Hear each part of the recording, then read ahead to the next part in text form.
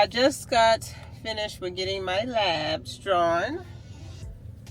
My name is Patrice, the.Patrice.Denise, and I am living a healthy, sustainable life, one day at a time, one step at a time. And I am going to have my 6-month checkup coming up soon, documenting my journey on MOUNJARO, documenting my journey managing and controlling type 2 diabetes and conquering type 2 diabetes. I am on the medication MOUNJARO for anyone who is new, so we'll talk about that.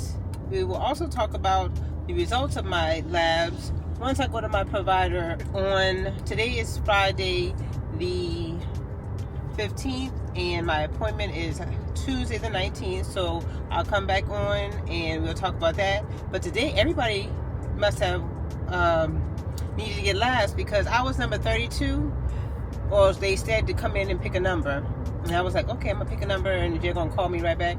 But no, I was number 32 and they were on number 25 when I got there. I was like, everybody needs labs. But with this particular hospital system that my doctor is a part of, primary care office, this lab is the closest, and it's kind of like a central location for a lot of people. So, but they got me in and out. One lady, when I was back there, the young ladies were talking about, and this is for anybody who is thinking about phlebotomy, but she owns her own business, Mobile Phlebotomy, and she goes and she draws labs for people from their home and bring the samples to the lab so they can be processed. So that's a good job to have, a good business to have if anybody's a phlebotomist out there. I just wanted to plug that in. But I will catch up with you guys when I, 1, get results, or 2, go to my doctor appointment. We'll see how this video goes. But this is my 6-month update, my 6-month doctor appointment. My last appointment was in May of this year. And if you would like to see that, you can click there and or here, wherever it pops up. I'll catch up with you guys when I get some more information. All right, I am here at my doctor's appointment, about to go in. I do have a couple of things that I want to talk to him about besides my labs. My labs did come back from the other day. I want to talk to him about facial hair, which is hirsutism. Well, is it truly hirsutism, or is it just facial hair? Facial hirsutism is more that thick, well, this is kind of thick, that thick, dark hair on your face, your chest, your back, and some other areas. So I want to talk to him about that. And is that related to insulin resistance for myself? I've never been diagnosed with PCOS, probably because I was diagnosed with diabetes, and we just went, not just went with, but yes, that was the diagnosis that I was given, because it was truly, my A1C was as high as 13, so it is diabetes. But is it all related to insulin resistance as well? So I just wanted to kind of go a little deeper into that during this visit, so we'll talk about that. I have it on my notes app in my phone so I don't forget. So that's just one tip. If you're going to your doctor, upcoming appointment, start writing things in your notes app on your phone, because you're going to take your phone with you probably. Sometimes if you write it in a notepad or something, you might forget that notepad at home, but you're more than likely to have your phone with you at your doctor appointment. So, put things, just ideas, questions, concerns in your notes app as you go, so that you can remember to talk to your doctor about it at the appointment. So let me go in here. So the quicker I get in, the quicker I can get out, right? All right, talk to y'all after the doctor appointment.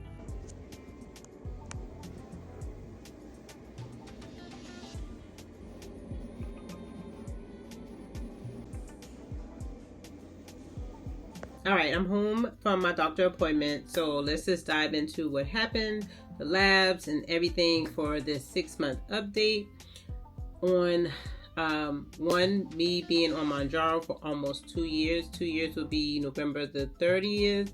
That's when I did my first injection on MOUNJARO, and today is November the 19th. So, yep, almost 2 years on MOUNJARO. If you follow my story, previously I was on Ozempic. I moved to MOUNJARO from Ozempic to help with weight loss. My blood sugar, my A1C around that time was 5.9, I believe, when I got on MOUNJARO. My A1C was as high as 13 in the past when I was not taking care of myself. And then when I was on Ozempic, my A1C got down, I believe, as low as, we'll look at it right here in a second, as low as 6.1 or 6.2. But waiting for my doctor appointment. I go every 6 months now. He does want me to see him in 3 months, just because I've been seeing his PA for the last couple visits, and just so we can get back in the swing of things. And as you'll see, we're going to start talking about something else here in a second. I kind of hinted towards what I wanted to ask him. But so let's get into the results from my blood test. So I had a A1C done, I had a lipid panel done, and I had a comprehensive metabolic panel done. And my A1C is at 5.6. And as you notice here, my A1C has been 5.6 last time as well. It actually has been 5.6 for the last 3 times that I've got it done. So November 17th, so this time last year, it was 5.6. In May, it was 5.6. And in November, it was 5.6.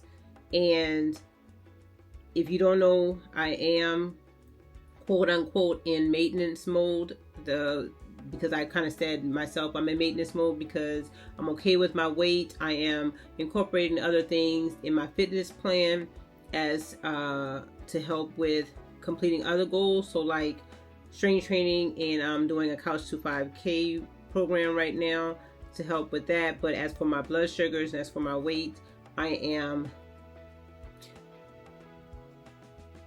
to the most point satisfied with my where they're at right now. My A1C, my blood sugars, my A1C could go down a little bit more so that it's not too close to the pre-diabetic range, because pre-diabetes, it starts at above 5.7. So it could go down a little bit more, my A1C. So I could look at my food intake a little bit closer for that. Yes, I do understand that, but other than that, I'm okay. My doctor, he's okay with where I am at right now with that as well.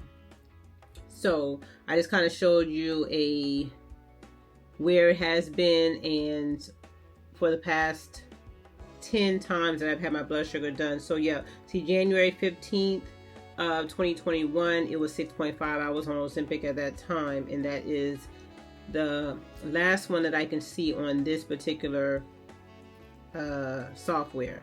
But like I said, it's been as high as 13 in the past. And then my cholesterol. So my cholesterol, my total cholesterol, this time was 122. Last time it was 142. So doing well. I am on 5 milligrams of Crestor or rosuvastatin, just to kind of help to make sure it stays in the normal range. He is okay with me staying he's okay with the values right now, and so we're just going to keep that the same. Oh, and by the way, I am going to keep on MOUNJARO 7.5 milligrams every other week. HDL is at 59 this time, 60 last time. Triglycerides 48 last time, this time is 38. And then my LDL gotten better, it is 55.4, and last time it was 72.4. So cholesterol is great, no issues there. Then moving on to my comprehensive metabolic panel. Here I showed 3 different tests. So the one to the far right, if that's how I'm seeing it, you're seeing it on your screen, I hope that's how it is presented, is the last one, and that one has the 138 for the sodium. And then in the middle, that was in May of 2024, and then the first one where it shows the sodium was 139, that is in November of last year. And my values, as you can see, are mostly the same. My glucose this time was 74 as a fasting glucose.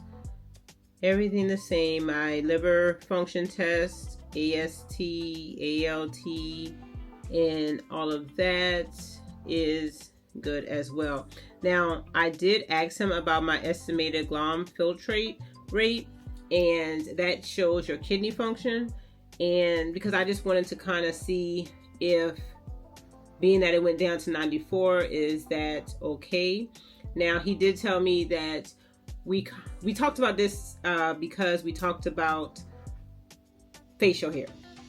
So we did talk about facial hair, and he had a little chart. I'll show you that in a second. But we talked about this in regards to when I asked him about facial hair. So I'll get to that. I'll get to that in a second. But okay, so my values, my weight was 166.4 on their scale. The last time I weighed myself at my home scale, I was 162, 163, and the scale there is always higher because I have on shoes, clothes, everything, and when I weigh myself at home, I have on nothing. So, and it's right in the morning when I weigh myself at home, so I don't even compare those. I never really tell you guys my weight at the doctor office because I don't use it.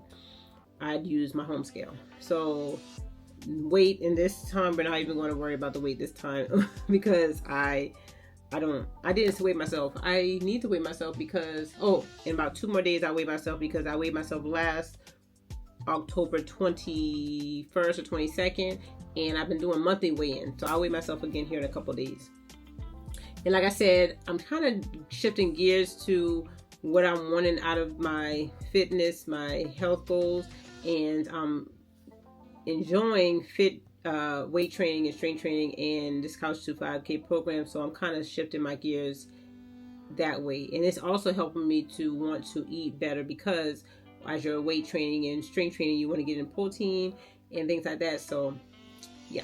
All right, now like I said, we are staying with MOUNJARO. We're staying with the 7.5 milligrams. He's okay with what I'm doing, my regimen. I'm going to stay on the 5 milligrams of Crestor. So that's all for the medication wise. He did my yes, make sure you get this done. He did my diabetic foot exam. So if your A1C is higher and you're still trying to get it down, make sure you're having a diabetic foot exam so that they can tell to see if you're losing sensation in your feet, nerves damaged, and things like that. And because you want to make sure that you are taking proper care of your feet, because unfortunately that's where a lot of issues kind of start. When people have to get amputations and things like that, is through that way, because they start to lose the feelings in their feet, and then they get a cut, and then infections and so forth. So make sure you get your feet examined. So he did that. I already had my diabetic eye exam this year. That was in July, and that showed if there was any signs of diabetic retinopathy and those signs of that. So we're good there. And yeah, and then today I had my wellness visit. So my concern today with him was this facial hair. I'm tired of it. So I had the laser hair removal done about 3-4 years ago, and now it is back. So I was asking him, I've never been tested for PCOS or insulin resistance and things like that, because of course diabetes. So I've been with him the whole time through my diabetic journey, even when my A1C was high, and he got he was getting on me back then, but I just wasn't listening, or was in denial. We talked about PCOS, and he asked me if I had, besides the facial hair, was I having any other signs, and we went through some signs like acne, obesity, and so I've been losing weight so for the past 2-3 years, so I'm okay with that. But he did say increased subcutaneous fats or adipose tissue has an effect. That's a sign. Irregular periods, and my periods I track them on the little app that you can use here for Apple. The app, you can't see it, but the health app on your Apple phone, I track my periods there, so then they're regular, so nothing there. Now I'm looking at this, and we didn't talk about this, but it has mood swings during some that different times of the month. I can feel that I have that sometimes. Let's see, and infertility. I can't say I had issues in that area either. So he said I really didn't show signs of PCOS. So what we're going to do is we're going to do some labs. So he put in for me to get some labs drawn. I'm going to get that done in the morning because he said with these labs, it's best to get them done in the morning. They don't necessarily have to be fasting, but it is best to get them done in the morning. And the labs that we're going to get, he's going to check for my thyroid, which I'm glad he's doing that just because I'm on MOUNJARO. And, you know, one of the adverse effects, I wouldn't even say it's a side effect, one of the adverse effects is in studies, it showed that it could have an effect on your thyroid. So I definitely am glad he is checking for that. So we're doing a TSH with lab. Then we're doing the follicle stimulating hormone and the luteinizing hormone lab. We're also doing I'm going to put them up here. We're doing the 17 hydroprogesterone lab. We're doing an HB lab, and then the microalbumin creatinine urine lab. That's more for your kidney, my kidney function. The HB is your hemoglobin.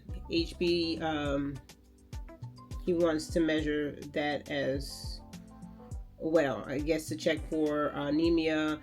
I've never had that done.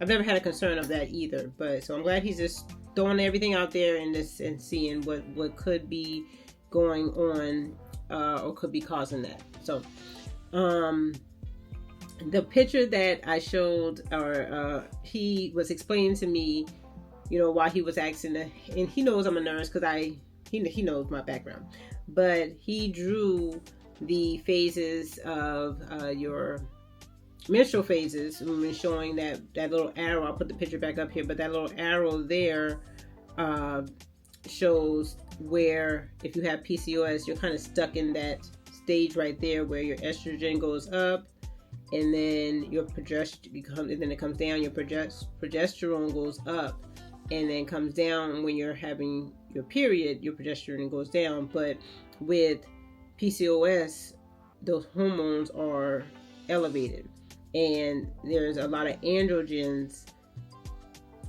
there causing these different signs and symptoms. So that's why he's checking that follicle stimulating hormone and then the luteinizing hormone, just to see where they're at, if they're elevated, and then we'll go from there. Now, the reason we talked about kidney function is because he was like, if I do see something, then I may put you on a low dose of spironolactone, and that is a diuretic. And I was looking that up prior to me coming there, and I was also looking at my estimated GLOM filtrate rate, which was 94, and then previously it was 111. And I was like, I don't want this spironolactone to have an effect on my kidney function. And he was like, well, when you are born, you have a GLOM rate of 90. Theoretically, you have a GLOM rate of 90. And then every 30 years, your GLOM rate goes theoretically down by 7 points. And my GLOM rate is 94. So according to that, I have healthy kidneys. So he's not concerned. And he said the spironolactone is the weakest diuretic out there. But it helps with the facial hair by, I guess it acts on, let me see. Okay, so it has that anti-androgenic effect, and it can treat the excess androgens, and then that therefore helping with that follicle stimulating, and in turn helping with the excess hair. Okay, so he says we won't worry about medications or anything right now. Unfortunately, I got to continue with what I'm doing right now to get the hair off, and we'll see once the labs come back. So that is my update. I'll have some more information when I get labs drawn. I'll get my labs drawn tomorrow because I want to get it done early in the morning, like he said. So the lab opens at 8 o'clock in the morning. So I'm going to go 8 o'clock in the morning tomorrow and get my labs drawn. And then I'll update you guys on that and how that went and the results and so forth. And we're just going to keep going, right? So I am happy and pleased with my A1C.